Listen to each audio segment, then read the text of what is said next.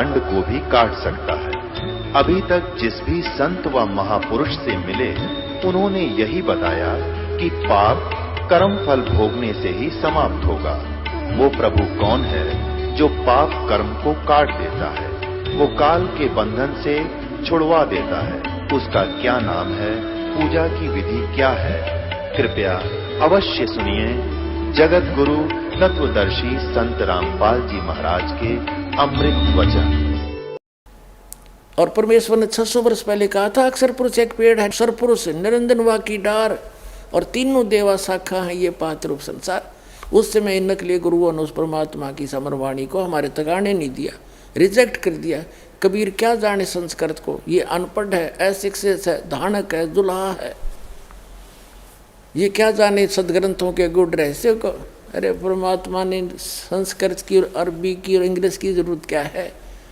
वो सर्व संपन्न है, सर्व ज्ञान, वो सर्वज्ञ है। लेकिन आज वो सारी साची होगी उस समय बोली हुई सारी ज्ञान परमात्मा का। तो उन्होंने ऑप्शन छोड़ दिया कि वो जड़ कौन है वो बताएगा मेरा दास आकर के उस परम पिता के बारे में। ये दास भेजा तत्वदर्शी संत बना के उस परम पिता ने, कबीर भगवान ने।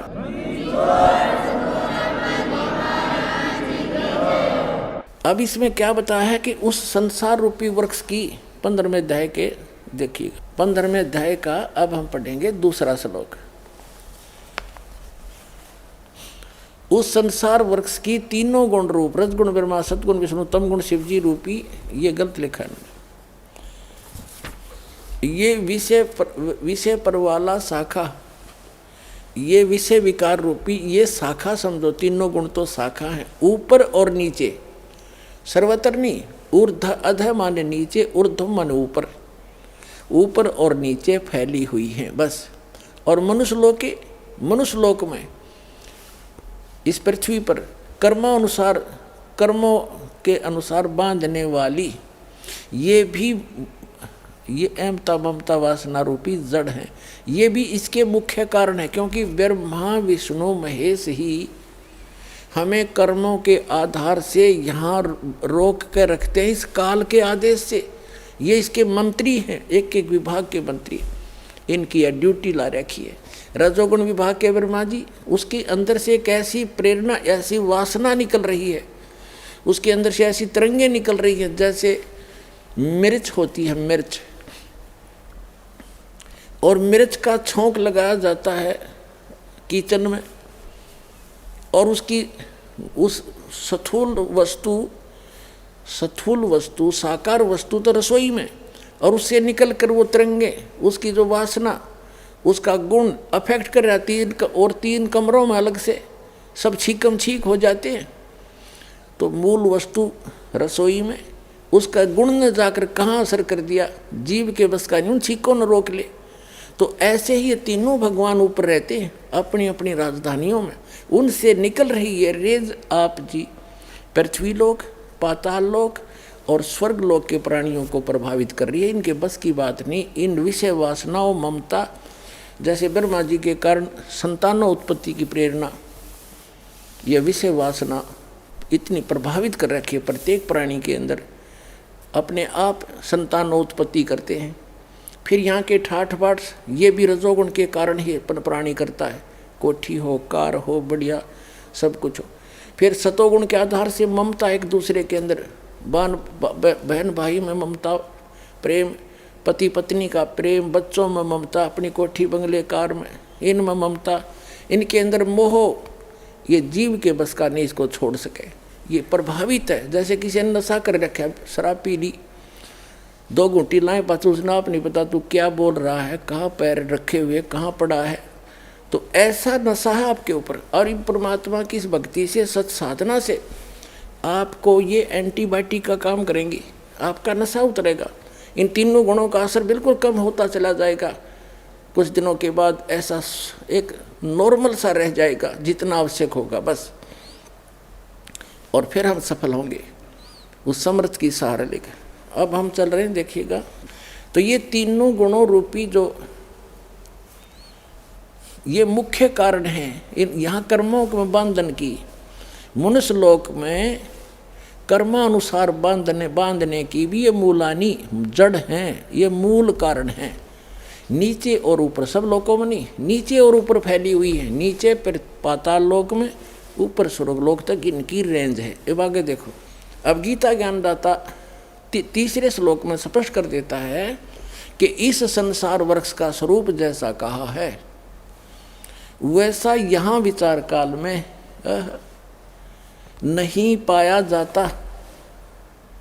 यहाँ विचार काल का अर्थ है तेरे मेरे इस गीता जी के डिस्कशन में, तेरे मेरे इस गीता जी के डिस्कशन में, चर्चा में मैं उस परमात्मा की, उस संसार रूपी वृक्ष की संपूर्ण स्थिति को नहीं बता पाऊंगा, क्योंकि मुझे उसके आदि और अंत का कोई ज्ञान नहीं। इसलिए तो कहा है वेदों में कि वो परमात्मा अपने द्वारा रची हुई सृष्टि को स्वयं ही ठीक ठीक बताता है। अब देखिएगा 15वें अध्याय का 3रा श्लोक गीता जी का, इस संसार वृक्ष का स्वरूप जैसा कहा है यहाँ वैसा यहाँ विचार काल में तेरे मेरे इस गीता जी के विवेचन में नहीं पाया जाता, नहीं पाया जाता, क्योंकि न इसका आदि है और न इसका अंत है, तथा न इसकी अच्छी प्रकार स्थिति है, यानी इसको ज्ञान नहीं, स्थिति तो है ही। इसलिए इस सुविरुद्ध मूलम, ये इसने गलत किया, अति दृढ़ मूल वाले, बस इतना, अति दृढ़ मूल वाले। अब मूल का अर्थ है ऊपर के लोक, जड़ जो है ऊपर के लोक हैं जो प्रोक्ष हैं, वो परम अक्षर ब्रह्म है। जैसे यजुर्वेद अध्याय नंबर 40 के श्लोक नंबर 17 में ये गीता वेद ज्ञान दाता वही है जो गीता ज्ञान दाता। 15वें श्लोक मंत्र में यजुर्वेद अध्याय 40 के मंत्र 15 में तो कहता है मेरा एक ओम मंत्र है, इसका जाप कर, काम करते करते सिमरण कर, विशेष कसक के साथ सिमरण कर, मनुष्य जीवन का प्रथम करते उदान का सिमरण कर। और 40वें अध्याय के 17वें श्लोक में कहा है यजुर्वेद में कि वो पूर्ण परमात्मा तो प्रोक्ष है, वो तो गुप्त है, ऊपर है, और मैं ब्रह्म हूँ, एम खम ब्रह्म, मैं खम ओम, ओम मेरा नाम है। और मैं, जैसे देवी भागवत के अंदर 7वें स्कंद में हिमालय को ज्ञान देते समय देवी जी कह रही है कि ब्रह्म का ओम नाम है, उसका जाप करो, ब्रह्म को प्राप्त हो जाओगे, तुम्हारा कल्याण हो। वो ब्रह्म दिव्य, वो ब्रह्म ब्रह्मलोक रूपी दिव्य आकाश में रहता है, वहाँ रहता है।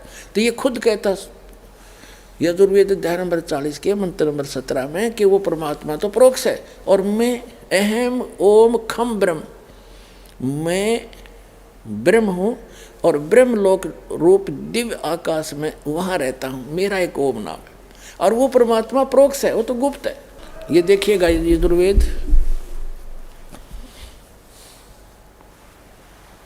इसके अनुवाद करता भी ये महर्षि दयानंद है। इसने तड़ंगा कर्ण का ठेका ले रखा था, फिर भी सच्चाई छुपा नहीं करती। ये यहाँ से प्रकाशित है, सर्वदेशी कार्य प्रतिनिधि सभा 2/5 महर्षि दयानंद भवन, रामला मैदान, नई दिल्ली से। ये यजुर्वेद का अंतिम अध्याय है, अंतिम ही मंत्र है। ये देखिएगा, ये 4400 अध्याय यानी 40वां अध्याय है, 4400 यजुर्वेद का, और ये 17वां मंत्र है। इसमें क्या कहा है,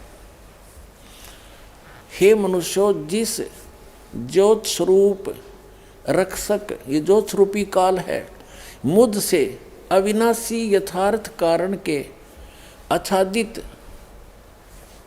मुख के तुल्य उत्तम अंग का प्रकाश किया जाता है, उत्तम अंग का प्रकाश किया जाता है। जो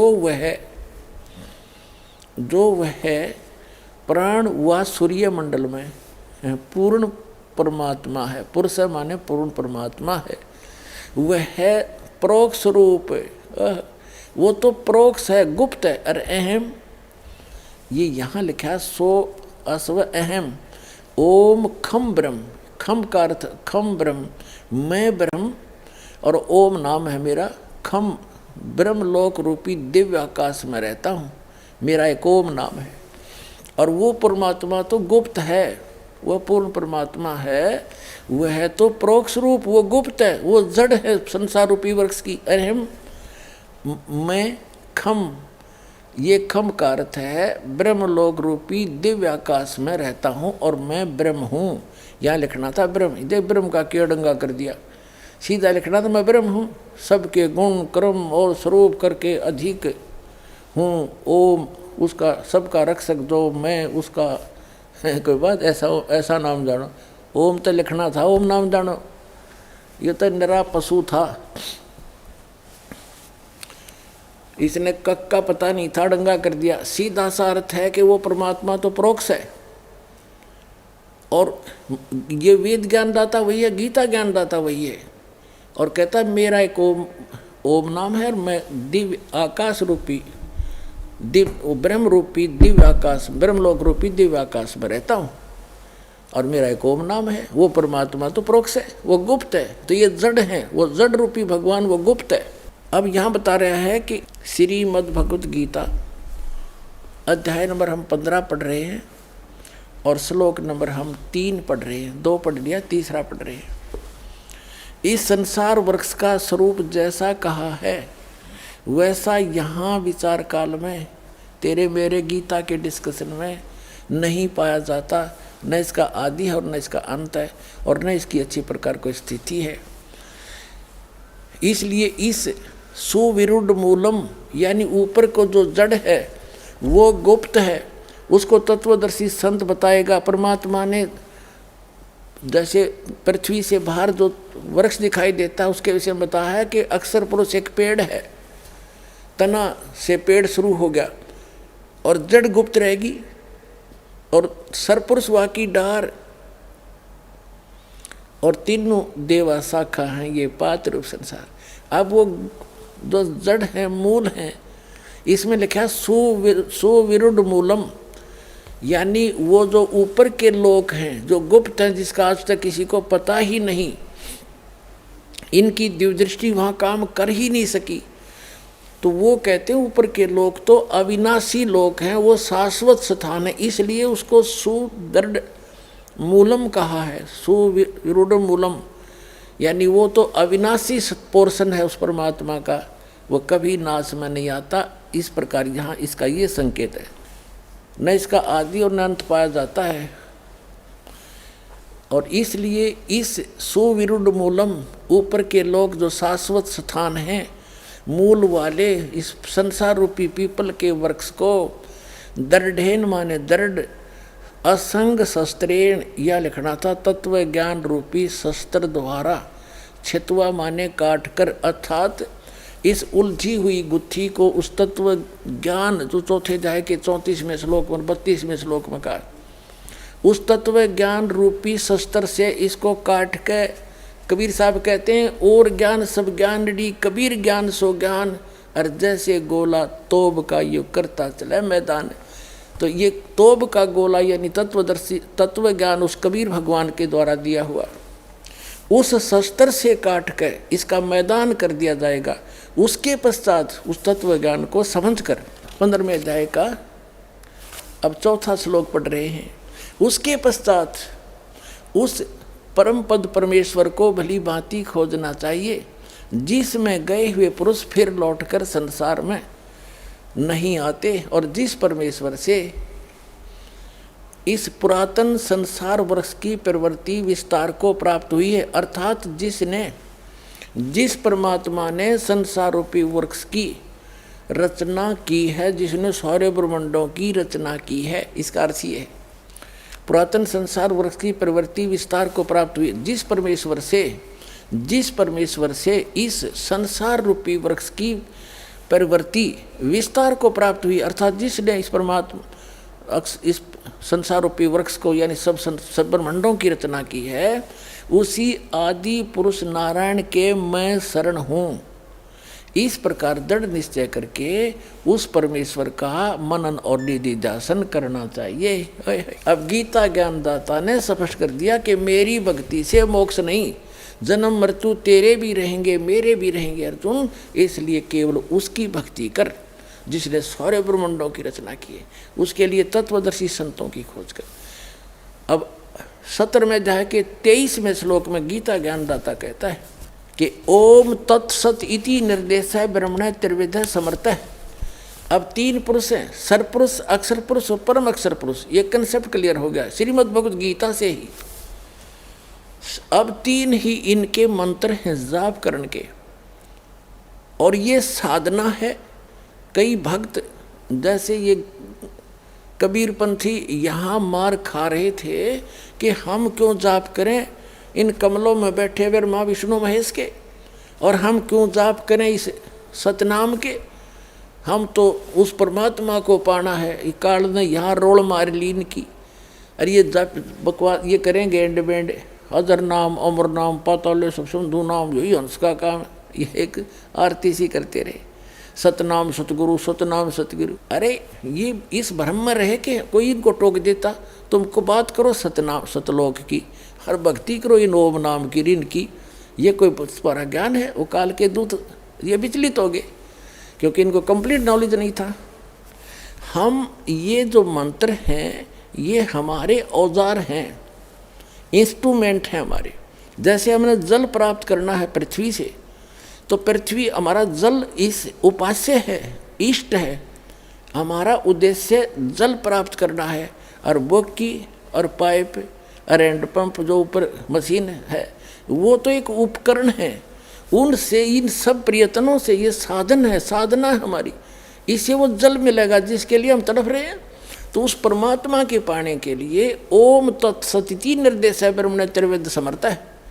उस सच्चिदानंद घन परम अक्षर ब्रह्म के पाने का ये तीन मंत्र का जाप है।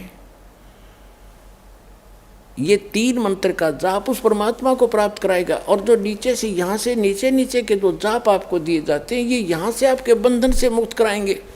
आपके ऊपर बहुत ज़्यादा ऋण है इन ब्रह्मा विष्णु महेश का, दुर्गा और गणेश का। क्योंकि जैसे हमने अब ये इनकी पूजा नहीं है, जैसे हमने बैंक का लोन ले रखा है और महीने में उसका भरते रहे समय पर, तो वो भी खुश और हम भी खुश। तो उनकी पूजा थोड़ी है, वो तो हमारा लेन देन है, व्यवहार है, वो करना पड़ेगा। हमने कोई कनेक्शन ले रखा है बिजली का और उसका बिल भरना है, तो पूजा थोड़ी कर रहे हैं हम बिजली वालों की। हम तो अपना उनको टैक्स दे रहे हैं, वो हमें सुविधा देते रहेंगे, नहीं तो बंद कर देंगे। तो ये ब्रह्मा विष्णु महेश के जो मंत्र हैं ये पूजा नहीं है, ये कमाई है इनके मंत्र की। और इसके जाप से इनके अपने आप डिपॉजिट होता रहता है, जितना इनको आवश्यकता हमें यहाँ जो वस्तु मिलेगी। ये इनके मूल मंत्र हैं। जैसे एक सिंपल सा उदाहरण है, जैसे एक भैंसा है जोटा, और उसने कोई नो कहे जाओ जोटे जोटे भैंसे, कति नहीं सुने, अरे एक बार नो कर दे हर नो को देखेगा, तो उसका मूल मंत्र है वो हुर। तो इन देवताओं की ये मूल मंत्र हैं, इनके ये वश हैं, इनके बस की बात नहीं। तो इनसे हमें लाभ होगा, ये इस प्रकार समझो। ये सब संसार विचलित पुण्यात्माओं, आपका सौभाग्य, आपके बात गला उतरेगी ना, क्योंकि पहले ज्ञान से पहले वाले भगवानों से सारा ही उल्टा काम। अरे यूँ सारा सुलटा, वो था उल्टा, उस उल्टे को हम सुलटा मान रहे थे, अच्छा मान रहे थे। तो इस ज्ञान से भ्रम निवारण होगा। इसको घना घना सुना करो, टीवी सीडी ले जाओ, पुस्तक पढ़ो, और साधना चैनल पर आता है तो उसमें देखा करो। ये तो एक कोर्स करना पड़ेगा, अपने कुछ दिनों में आपके उंगलियों पर आ जाएगा सारा ज्ञान। फिर आपको ब्रह्मा विष्णु महेश भी चाहेंगे तो भ्रमित नहीं कर सकते, और तभी आप भक्त बनोगे।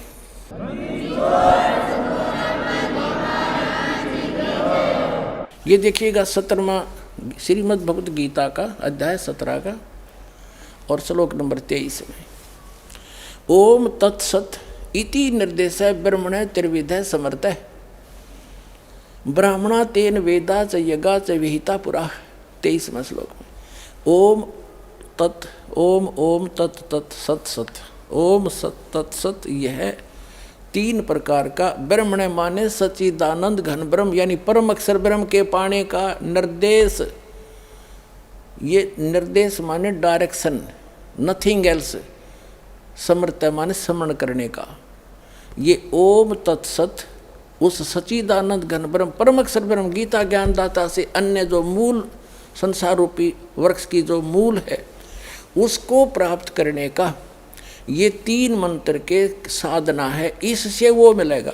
और जो आपको प्रथम मंत्र दिया जाता है वो इन कमलों से हमने बरी होना है, इनसे नो ड्यू सर्टिफिकेट प्राप्त करना है। तो इन मंत्र के जाप जो दास ने आपको बताए हैं, एक दिन में 108 मंत्र, कोई घने नहीं होते, करके देखिए। तो कई भागों में कर ले, एक बार नहीं कर सके 10 कभी कर ले, 20 कभी कर ले, फिर 20 कर ले, यानी 3 भागों में कर ले, 4 में कर ले। लेकिन एक बार अभ्यास पड़ा फिर तो आप डिटे ना जा, कई माला फेर दोगे तो जितना करोगे उतना ही अच्छा है। नहीं, एक माला में आपका खूब काम चल जाएगा। और फिर ये सतनाम का जाप 2 अक्षर का, कई भ्रमित हो जाते हैं क्योंकि ज्ञान तो रहा नहीं हमें। छोटे मोटे 10 20 100 200 चेले बना रहा है, वो फिर उनको भ्रमित करने के लिए कह देता है कि पहले मंत्र में भी वही नाम है, सतनाम में भी वही मंत्र है।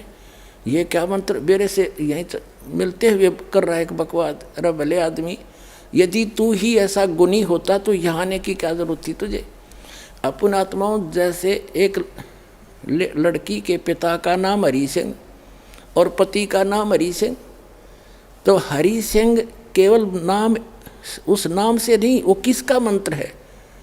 अब जब उसको पूछेगा तो किसकी बेटी है, हरि सिंह की, तो वो कहाँ उसकी सुरती जाएगी अपने पिता पे। और फिर कहेगा, आप पूछेगा आप किसकी पत्नी हो, हरि सिंह की।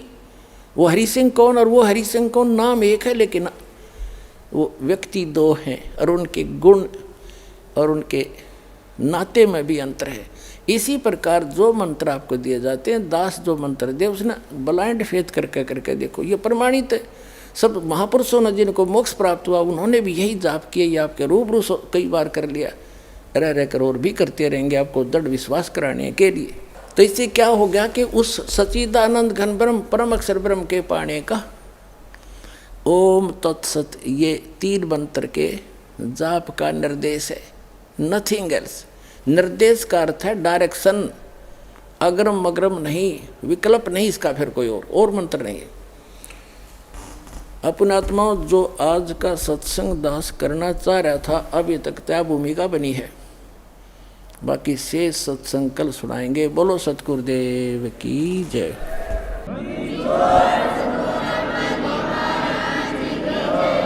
इस कोटि अदारा दाम से 88, उतरे भव जल पारा, कट है यम की फांसी। 33 कोटि अदारा दाम से 88, उतरे भव जल पारा, कट है यम की फांसी। कर जोरूं विनती करूं, धरूं चरण पर शीस। गुरु जी राम देवानंद जी महाराज ने दियो नाम बख्शीश। कोटि कोटि सिजदा करूं, कोटि कोटि प्रणाम। चरण कमल में राखियो मैं बांदी जाम गुलाम। कुत्ता हूँ गुरुदेव का, रामपाल दास का नाम। गले प्रेम की जेवड़ी ही, जाखें तो वहाँ जाऊँ मैं।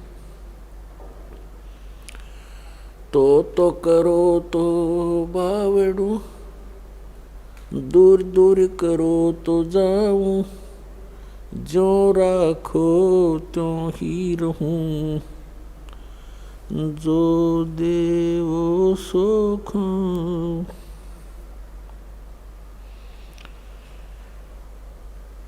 सात द्वीप 9 खंड में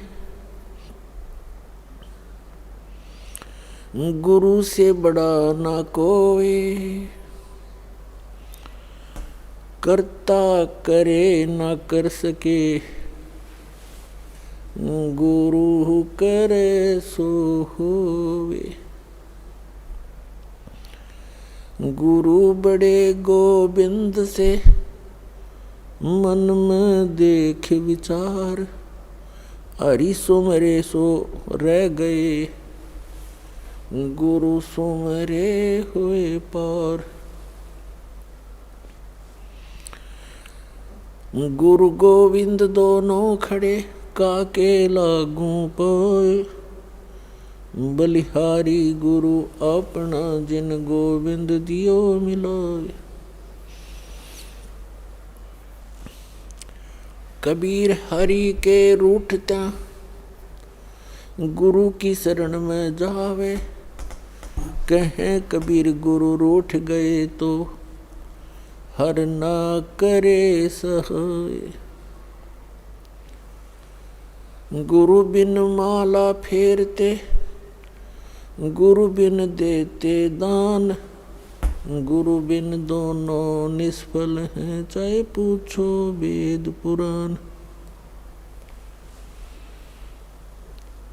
राम कृष्ण से कौन बड़ो, उन्हों भी गुरु कीन। तीन लोक के वे धनी, गुरु आगे आदीन।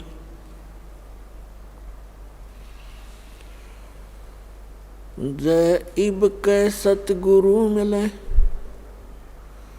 सब दुख आँखों रोए। चरणों ऊपर शीस धरूं, कहूँ जो कहनियो। कबीर साईं मिलेंगे, पूछेंगे कुशलात। आदि अंत की सब कहूँ, अपने दिल की बात। गुरु जी तुम ना भूलियो, चाहे लाख लोग मिल जाही। हमसे तुमको बहुत है, तुम जैसे हमको नाही। तुमरे विसारे क्या बने, मैं किसकी शरण में जाऊं। शिव वृंच मुनि नारदा, तिनके हृदय न समाऊं। अब गुण किए तो बहुत किए, करत न मानी हार। बावे बंदा बख्श दियो, बावे गर्दन उतोर। अब गुण मेरे बाप जी, बख्शो गरीब नवाज। जो मैं पूत कुपूत हूँ, बहुरे पिता को लाज। मैं अपराधी जन्म का, नक्शक बरे विकार। तुम दाता दुखे भंजना, मेरी करो सवार। सूरत करो मम साईं, हम हैं भव जल माही। आप ही बह जावेंगे, जो तुम न पकड़ोगे बाँ। हे बंदी छोड़ दयाल जी, तुम तक हमरी दौड़े। जैसे कागज जहाज को, अब सूझत और न ठोर। परम पिता परमात्मा पूर्ण ब्रह्म, सारी सृष्टि के रचनहार कबीर परमेश्वर जी की असीम रजा से पुण्यात्माओं, आप ये सत्यनारायण कथा सुनने के लिए उपस्थित हुए। अभी तक हमने जिन भी भगवानों को सत्यनारायण मान करके साधनाएं की, वो हमारी अबोधता थी, हमें ज्ञान ठीक से नहीं मिला था। हम श्री विष्णु जी को सत्यनारायण मानकर उनकी कथा सुना करते थे। सत्यनारायण का अर्थ है, सत्य माने अविनाशी, नारायण माने मीन है यानी भगवान परमात्मा, जो जल के ऊपर विराजमान होने वाला, नार माने जल, आयन माने उस पर आकर के विराजमान होने वाला, उसको नारायण कहते हैं। तो सत्य माने अविनाशी, नारायण माने परमात्मा, वो भगवान जो जल के ऊपर आकर विराजमान होता है, वहाँ निवास करता है। तो श्री विष्णु जी सतोगुण भगवान हैं, ये नासवान हैं। श्री देवी पुराण सचित्र मोटा टाइप, गीता प्रेस गोरखपुर से प्रकाशित के 123 पृष्ठ पर, उसमें स्पष्ट लिखा हुआ है, विष्णु जी कहते हैं अपनी माता दुर्गा से कि तुम शुद्ध स्वरूपा हो, ये सारा संसार आप ही से उद्भासित हो रहा है, मैं ब्रह्मा और शंकर आप ही की कृपा से विद्यमान हैं। हमारा तो आविर्भाव माने जन्म और तिरोभाव मीन मृत्यु होती है, हम अविनाशी नहीं। तो हमने गलती से इस चतुर्भुजी भगवान विष्णु जी को सत्यनारायण मान लिया, हमारे धर्म गुरुओं को ज्ञान नहीं था। अब सत्यनारायण अविनाशी भगवान कौन है? सत्य साहिब कहो, सत्यनारायण कहो, परम अक्षर ब्रह्म कहो, ये कौन है? ये असंख्य ब्रह्मांड का रचनेहारा और संचालक, इन सब का जनक है। वो कौन है? उसका शुभ नाम क्या है? उनका शुभ नाम है बंदी छोड़ कबीर साहिब, कबीर परमेश्वर, सत कबीर यानी सत साहिब। सत साहिब तो उसकी उपमा है, उनका गुण है, और वास्तविक नाम उनका है कबीर परमेश्वर।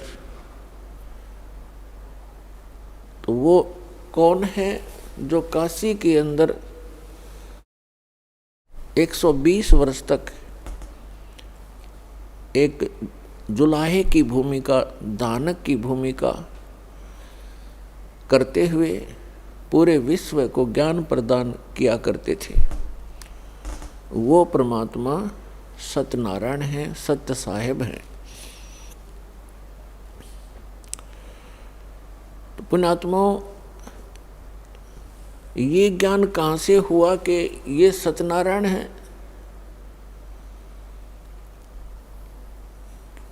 ये ज्ञान हमें इस दास को कैसे हुआ?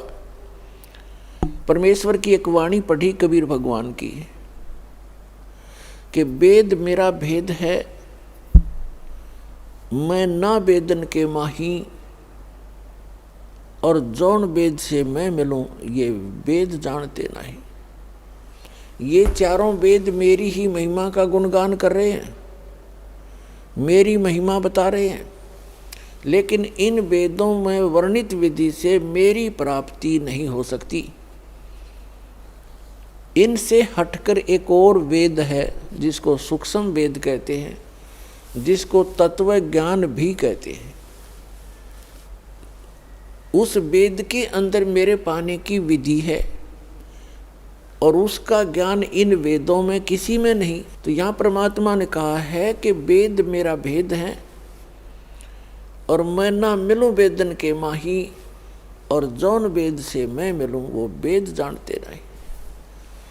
इसका प्रमाण कहाँ है?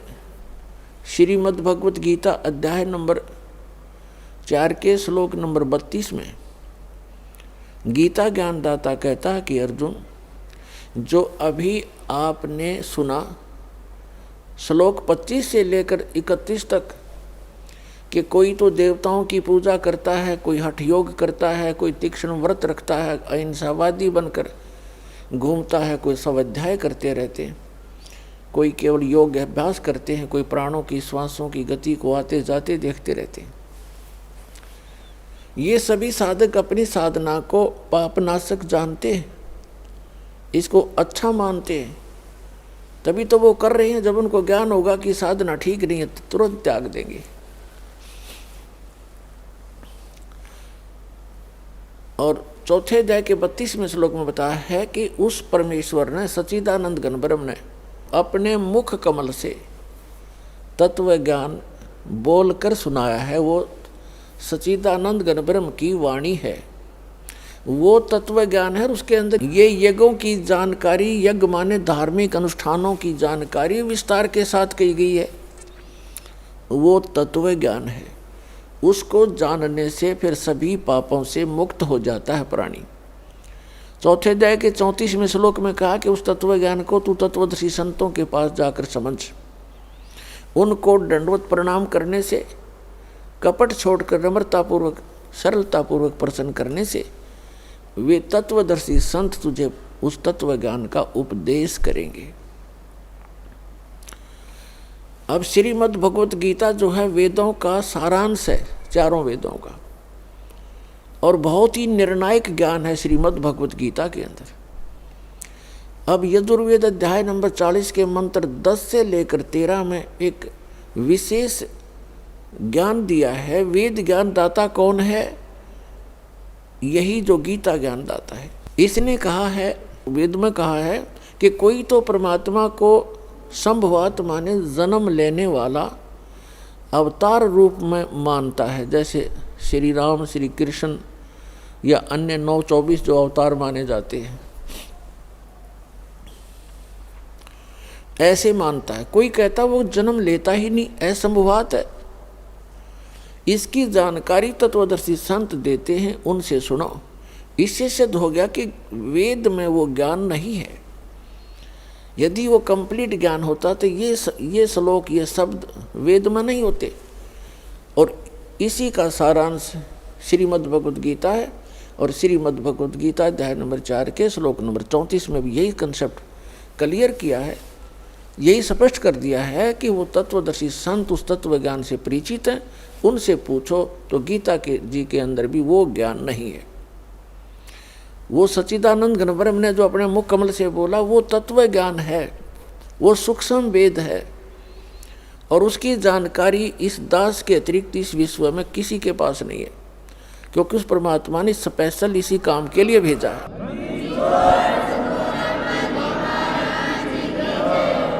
तो वो तत्व ज्ञान है, उसमें लिखा है कि जौन वेद से मैं मिलूं, ये वेद जानते नहीं। तो पुण्यात्मा वो परमात्मा स्वयं आते हैं, अपने मुख कमल से वो ज्ञान प्रचार करते हैं, और उसी ज्ञान को परमात्मा ने स्वयं ही आकर के, जैसा उनका विधान है, वेदों के अंदर परमात्मा की महिमा सुनाई गई है। जैसा कि आपने परमात्मा की वाणी, कबीर साहिब की वाणी अभी सुनी कि वेद मेरा भेद है, मैं ना मिलूँ वेदन के माही, और जौन वेद से मैं मिलूँ ये वेद जानते नहीं। ऋग्वेद मंडल नंबर 9 सूक्त 86 मंत्र नंबर 26 और 27 में, ऋग्वेद मंडल नंबर 9 सूक्त 82 मंत्र 1, 2, 3 में, ऋग्वेद मंडल नंबर 9 सूक्त 54 मंत्र 3 में, ऋग्वेद मंडल नंबर 9 सूक्त 20 मंत्र 1 में, ऋग्वेद मंडल नंबर 9 सूक्त 94 के मंत्र नंबर 1 में, ऋग्वेद मंडल नंबर 9 सूक्त 95 के मंत्र 2 में, ऋग्वेद मंडल नंबर 9 सूक्त 96 यानी 96 के मंत्र 10 से लेकर 20 में। उसका ये सारांश है कि वो पूर्ण परमात्मा, वो परम अक्षर ब्रह्म, सर्वोत्पादक परमात्मा, सबकी उत्पत्ति करने वाला, सबका पिता, ऊपर के लोक में रहता है, ऊपर, और सिंहासन पर राजा के समान विराजमान है। सिर पर मुकुट है, श्वेत छत्र है, ऊपर बहुत बड़े एक महल नुमा और गोल आकार के गुम्बज के अंदर सेंटर में भगवान का वो सिंहासन विराजमान है।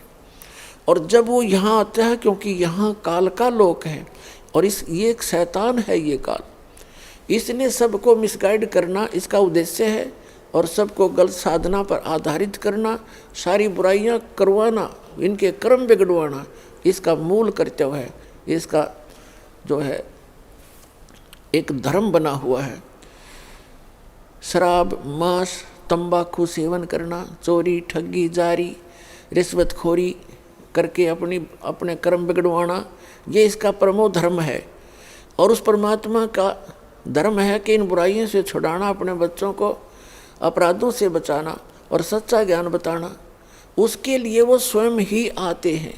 ये सच्चा ज्ञान किसी के पास नहीं जाने देता। अपने सत्य का ज्ञान और अपने जो संदेशवाहक काल के दूत भेजकर वो संत रूप में जनता को और भी अधिक मिसगाइड कर देते हैं। तो उस सच्चे ज्ञान को देने के लिए उस परमात्मा को स्वयं ही आना पड़ता है। और वो अच्छी आत्माओं को मिलते हैं जो दृढ़ भक्त होते हैं, उनको उपदेश देने के उद्देश्य से, उपदेश करने के उद्देश्य से वो परमात्मा आते हैं और उनको तत्व ज्ञान से परिचित कराते हैं और एक कवियों की तरह आचरण करते हैं और अपने उस तत्व ज्ञान को अपने मुख कमल से, लोकोक्तियों के माध्यम से, मन श्लोक यानी दोहों के माध्यम से, कविताओं से बोल बोल कर उच्चारण करके वो सुनाया करते हैं, जिस कारण से वो एक प्रसिद्ध कवियों में से भी एक प्रसिद्ध कवि की उपाधि प्राप्त करते हैं और वो कवियों की तरह आचरण करते हैं, अपने मुख कमल से वो ज्ञान सुनाते हैं। लेकिन वो होते हैं परमात्मा। अन्य कवियों का जो ज्ञान है वो अपने सतर का एक, जैसे आम कवि होता है वो ऐसा ही ज्ञान होता है, लेकिन ये परमात्मा भी उसी प्रकार का आचरण करता है, लेकिन इनका ज्ञान श्रेष्ठ होता है और सब सद्ग्रंथों से मेल होता है। लेकिन वो एक प्रसिद्ध कवि की उपाधि भी प्राप्त करते हैं, लेकिन वो होते हैं भगवान। तो पुण्यात्मा, अब आपको जितने भी इन वेदों का हवाला दिया है उनको आपके रूबरू करेंगे, क्योंकि हम इतने अज्ञान से सने पड़े हैं, रंगे पड़े हैं। जब तक हम आँखों नहीं देख लेंगे सद्ग्रंथों को, तब तक ये मन आपको भक्ति पर लगने नहीं देता। ये एक काल का दूत है, इसने आत्मा के साथ छोड़ रखा है अपना एलिमेंट, और आत्मा भगवान का अंश है, उस सत्य पुरुष का, कबीर साहब का, और ये मन इस काल का अंश है। और इस आत्मा को जब ज्ञान हो जाएगा फिर ये मन कुछ नहीं बिगाड़ पाता। ये कोशिश तो इसका स्वभाव तो होता ही है बकवाद करने का, लेकिन आत्मा इसको घसीट लाएगी, गलत रास्ते से वापस सेट रखेगी। अब ये आत्मा को घसीट ले जाता है, जहाँ चाहे बकवाद करवा देता है। चोरी, ठगी, बकवाद, रिश्वतखोरी, शराब पीने की आदत पड़ जाती है, मांस खाने की सर्कमस्टांस बना देता है।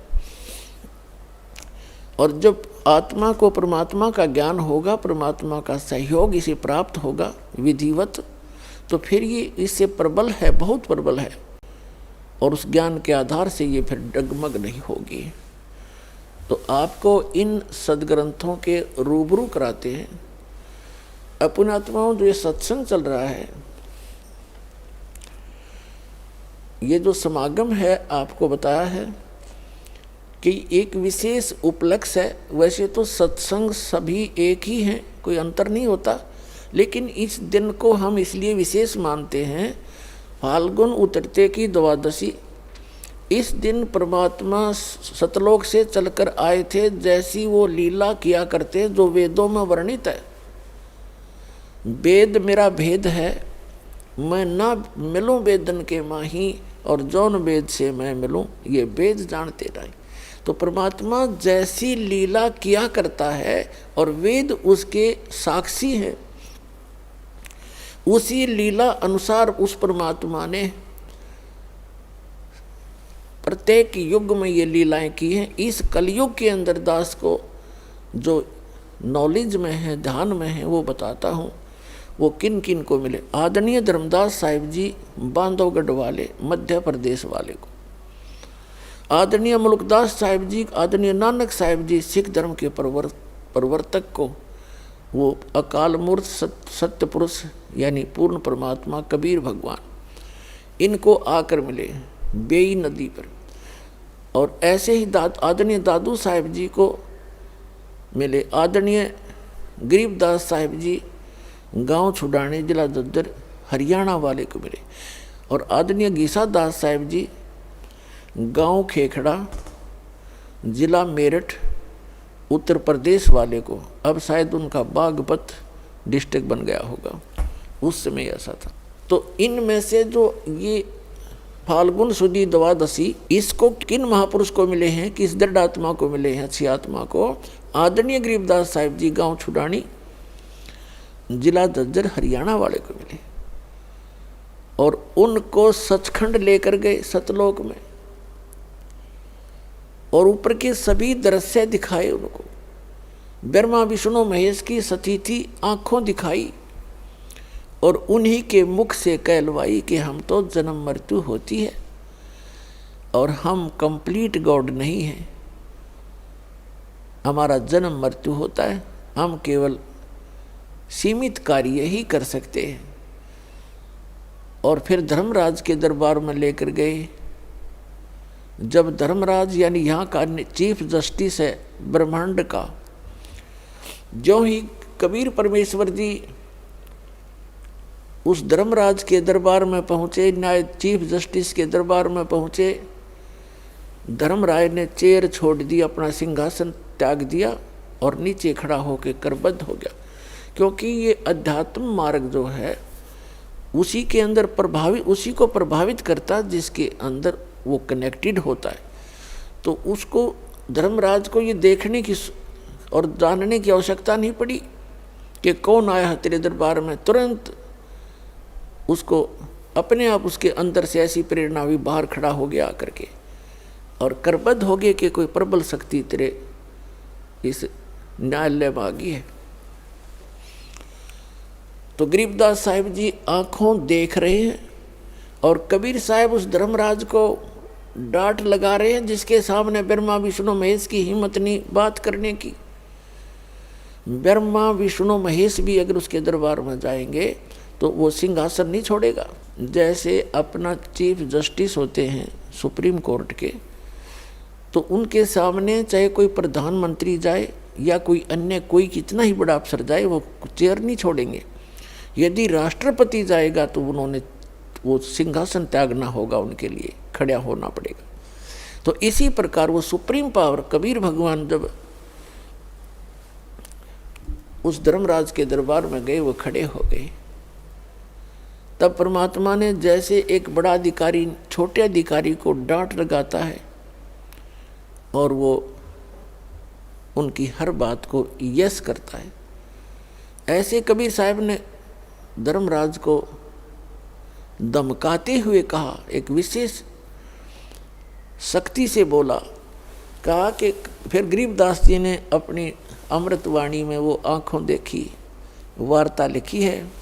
धर्मराय दरबार में देई कबीर तलाक, मेरे भूले चूके हंस को तू पकड़िए मत कजाक। बोले पुरुष कबीर से धर्मराय कर जोरे, तेरे हंस को पकड़ूं नहीं मोहे 2 लाख करोड़े। धर्मराज को परमात्मा ने डांटते हुए कहा कि धर्मराज दरबार में देई कबीर तलाक, मेरे भूले चूके हंस को भी तू पकड़ना मत कजाक। यानी एक किस्म का उसको धमकाते हुए कहा। तो कहते हैं धर्मराज हाथ जोड़कर बोले पुरुष कबीर से, पुरुष माने परमात्मा, बोले परमात्मा कबीर से, वो धर्मराज कर जोड़ आपके हंस को पकड़ू नहीं, मैंने 2 लाख करोड़। फिर धर्मराज ने एक प्रार्थना की कि हे भगवान, आपकी शरण में आने से पूर्व जिन्होंने गलतियां की हुई हैं, पाप भी किए हैं, वो मेरे अकाउंट में, इनके अकाउंट में, मेरी बही में यानी मेरे खाते में मेरे पास लिखी हुई। और यहाँ का विधान है जैसे कर्म करेगा वो फल तो मुझे देना ही पड़ेगा। तब परमात्मा ने कहा, कहते कर्म भरम ब्रह्मंड के, क्या कहते हैं, कर्मों से तीरथ थे और मुख से कहें कबीर, उनको निश्चय पकड़ूंगा मन जड़नी पड़े जंजीर। कि जो आपका नाम ले रहे हैं अब तो, लेकिन पहले जो उन्होंने जैसे कर्म कर रखे हैं उसके आधार से तो दाता मन उनको पकड़ना पड़ेगा और उनको यथावत सजा देनी पड़ेगी, जंजीर से बांधना पड़ेगा। तब परमात्मा ने कहा कबीर साहब ने, कर्म भरम ब्रह्मंड के मैं पल में करहूँ नेस, जिन हमरी दुहाई दी सो करो हमारे पेसे।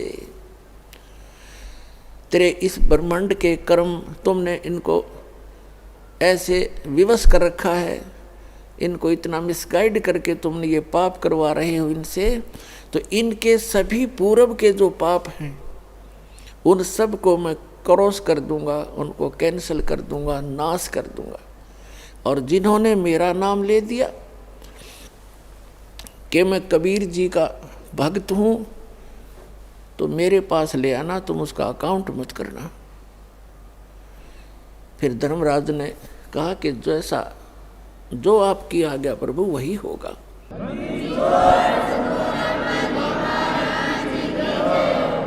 तो पुण्यात्माओं, ऐसे बहुत से प्रमाण हैं। एक भक्त कह रहा था कि मैं रात्रि में सो रहा था और दो ऐसी बुरी बुरी शक्ल के आए और मुझे पकड़ कर ले चले, कहा चलो। मैंने कहा कहाँ ले जा रहे हो? कि तुम्हारा टाइम हो लिया, तेरा समय पूरा हो गया है और धर्मराज के पास तुझे ले जा रहे हैं। वो कहने लग गया कि जब हम उस धर्मराज के दरबार के आसपास पहुंचा तो मुझे याद आई वो बातें कि हम तो परमेश्वर कबीर जी के भक्त हैं और हमें सत्संग में सुनाया गया है कि परमात्मा ने ये कहा है कि धर्मराज कहते हैं सतगुर शरण आके, कबीर साहिब की शरण आने के बाद धर्मराज डर कैसा, और किधर बात छोड़ो। तो कहते हैं वो बात याद आई मेरे। मैंने उनसे कहा भाई तुम्हारे गलती लगी है, हम कबीर साहिब के भक्त हैं और आप यम के दूत हो। हाँ, हम यम के दूत हैं, तो आप हमें नहीं ले जा सकते। वो कहने लगे चल चल तू फालतू बात ना कर, नहीं तुझे गढ़ देंगे। तो बोला वो तो गढ़े पाछे, पहले मन ने गुट मारा उनके और हमारी लड़ाई हुई खूब। वो मन ने कुटे और मैं उनने कुटूँ, काफ़ी देर होगी। फिर उनमें से एक ने कहा कि भाई कम से कम पता तो कराओ, जब इतना कॉन्फिडेंस से ये कह रहा है आप, मैं इसको यहीं लिए खड़ा हूँ और आप अंदर जाके वेरीफाई करो। धर्मराज के दरबार में कहता मैंने नो की नो वार्ता सुने उनकी, और उसने कहा जी ये कैसे ऐसे कह रहा, आपने आदेश दिया लाने का। वो न्यू कहे कि भाई मैं कबीर साहब का भक्त हूँ और तुम मुझे पकड़ नहीं सकते, तुम्हारी कोई औकात नहीं है। तब धर्मराज ने देखा रहा तुम किसने ले आए, इस नाम का एक और आदमी है, उसको लाओ और बाबा इसने मत छेड़ो, मन ने भी मरवाओगे तुम, छोड़ दो इसको।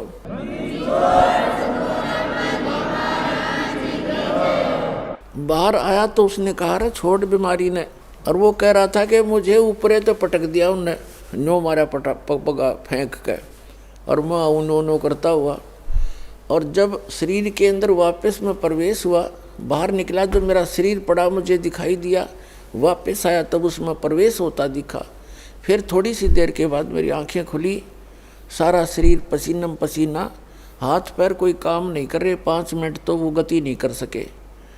तो मेरे पक्का विश्वास हो गया कि आज मेरी टिकट कट गई थी, जब परमात्मा की शरण में नहीं होता।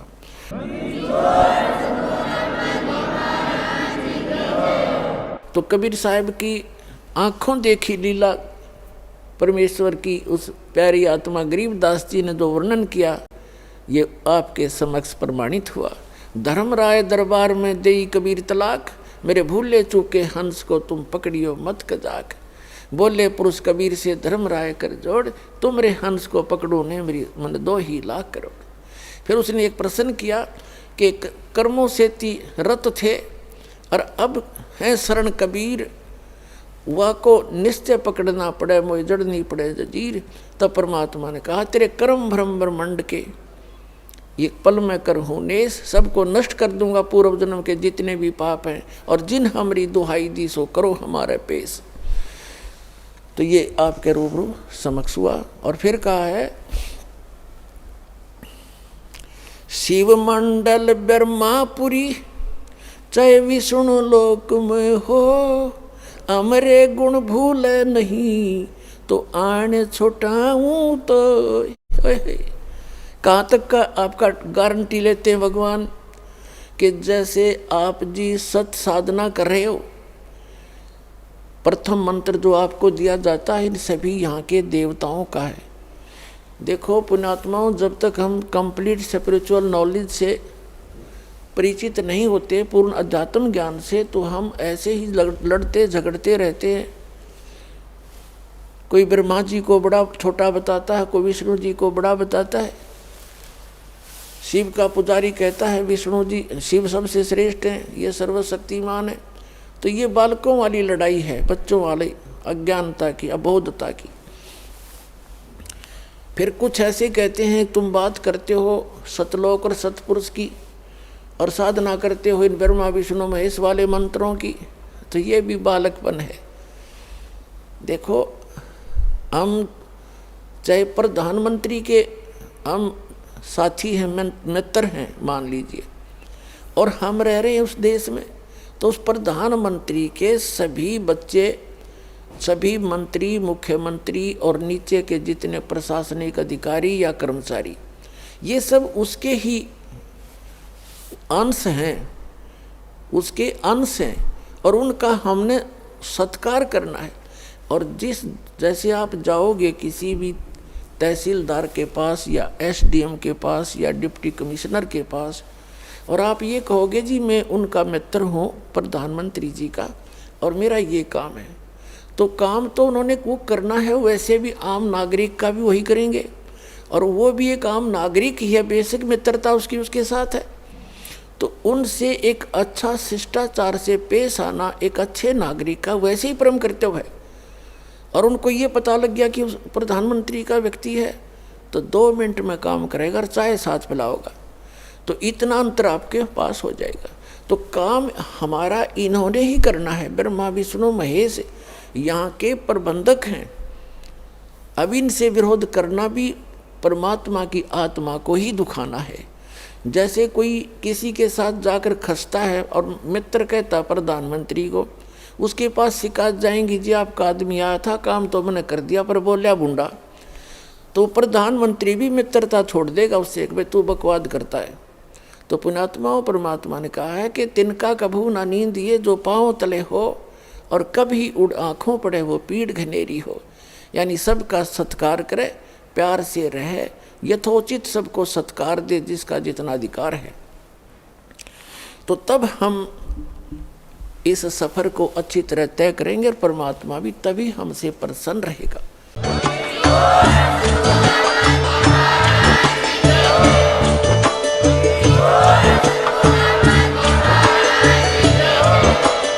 आप सुन रहे थे जगत गुरु तत्वदर्शी संत रामपाल जी महाराज जी के मंगल प्रवचन। अधिक जानकारी के लिए विजिट कीजिए हमारी वेबसाइट www.jagatgururampalji.org। संत रामपाल जी महाराज जी के शुभ आशीर्वाद से पूरे विश्व भर में 500 से भी ज्यादा नाम दीक्षा केंद्र हैं, जिन पर संत रामपाल जी महाराज जी द्वारा ऑनलाइन निशुल्क नाम दीक्षा दी जा रही है। अपने नजदीकी नाम दीक्षा केंद्र का पता करने के लिए संपर्क करें 8222880541।